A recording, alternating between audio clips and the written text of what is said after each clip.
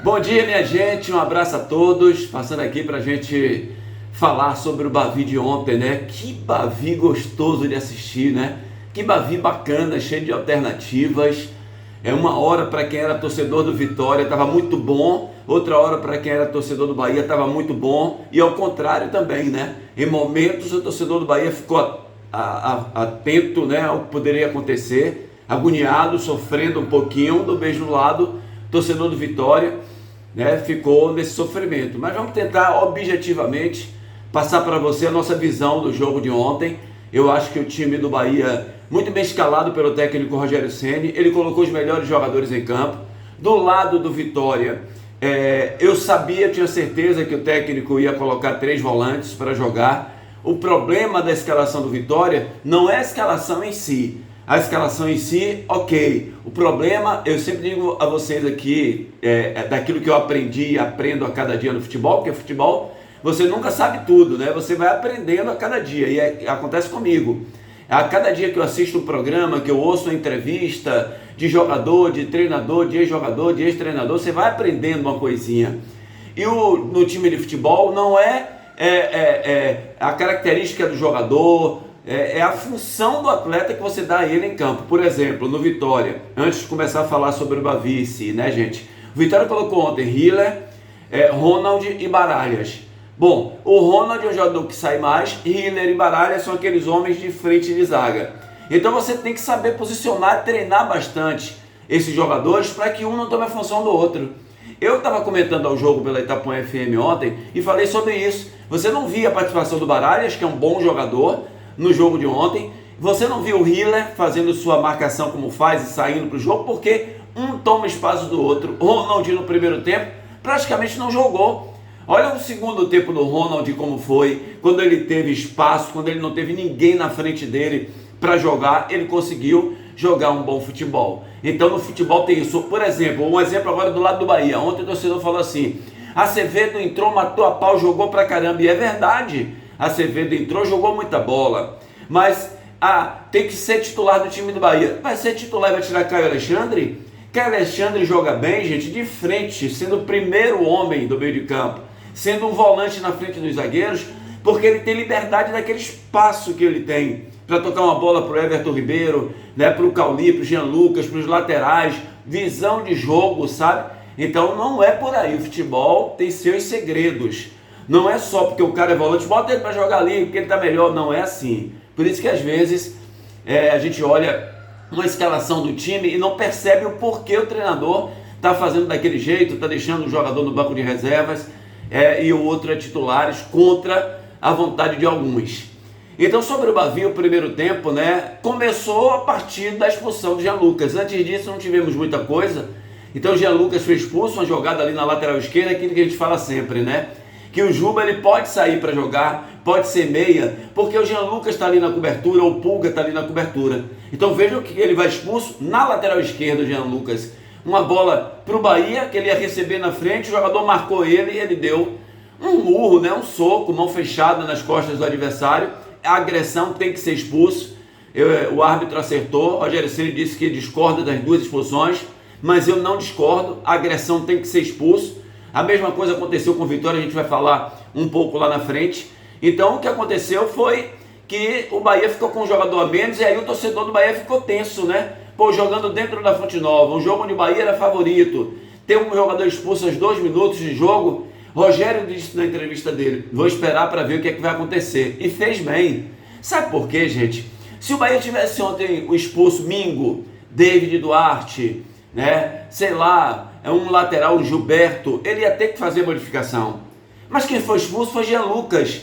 Por que não tinha necessidade naquele momento na expulsão? Porque o Bahia tinha Caio Alexandre, tinha Everton Ribeiro e Cauli, né? Tava completo o meio de campo. E o Juba que faz aquele papel ali. Então não era um jogador que você tinha necessidade de mudar, senão o adversário vinha jogar naquela posição dele e ele prejudicar. Não era isso que ia acontecer. Então o Rogério fez bem esperar. Lá na frente estava completo, com Pulga e com Lúcio, apesar do Lúcio mal, mais uma vez, muito mal, o centroavante Lúcio. Mas o Bahia foi o dono do primeiro tempo. As ações todas do Bahia.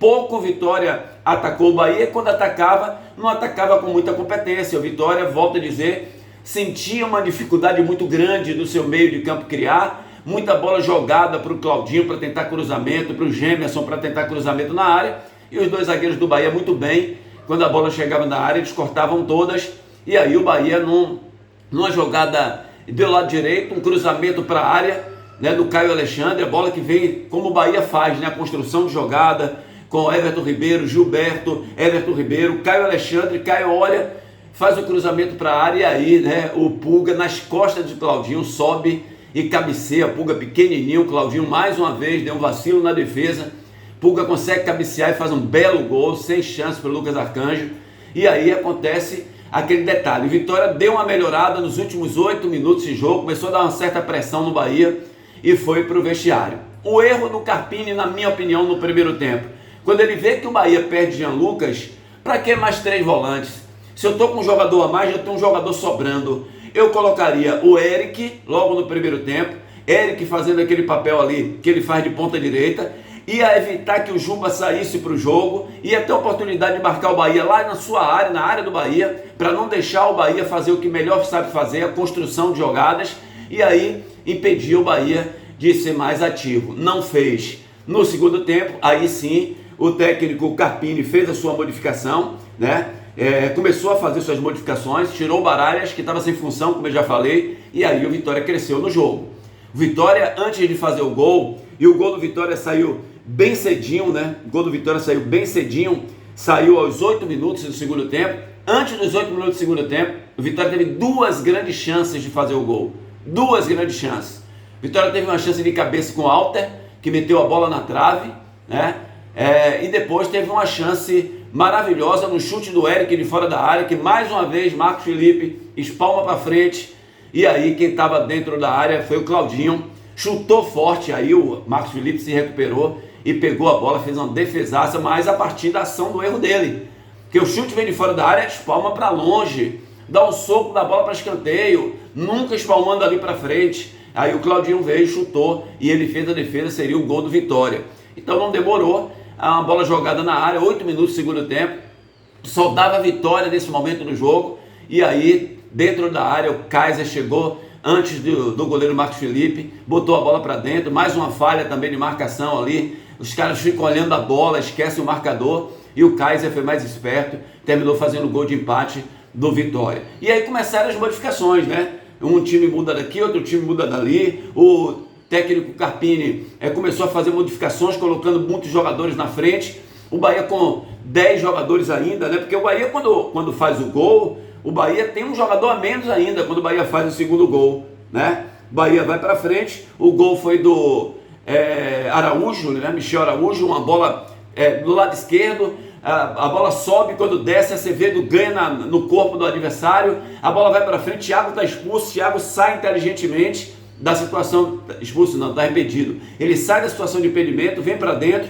novamente o Acevedo briga pela bola, dá um toque de cabeça, sobra para Thiago, que dá o lançamento, e aí o Araújo na cara do gol, termina fazendo o segundo gol do Bahia, e aí o Bahia se tranquilizou, até porque o PP foi expulso, também numa jogada de agressão, ele dá um murro no joelho do jogador do Bahia e termina sendo expulso também, e aí o jogo começa a ficar igual, né? O Vitória já não tem mais aquele ímpeto, cansou porque jogou muito bem, mas ficou aberto o jogo, tanto o Vitória teve a condição de empatar o jogo, algumas possibilidades, quanto o Bahia teve a situação de fazer o seu terceiro gol, inclusive com o Juba, né? Que ele pega uma bola sozinho, vai perto da área, o goleiro sai, ele tenta um toque por cima, a bola vai para tiro de meta, mas foi um belo Bavi. Há muito tempo a gente não tem um Bavi com tantas possibilidades de gol, né? Com tanta ofensividade, com tanta criatividade. Vitória no segundo tempo foi muito corajoso, foi para cima do Bahia.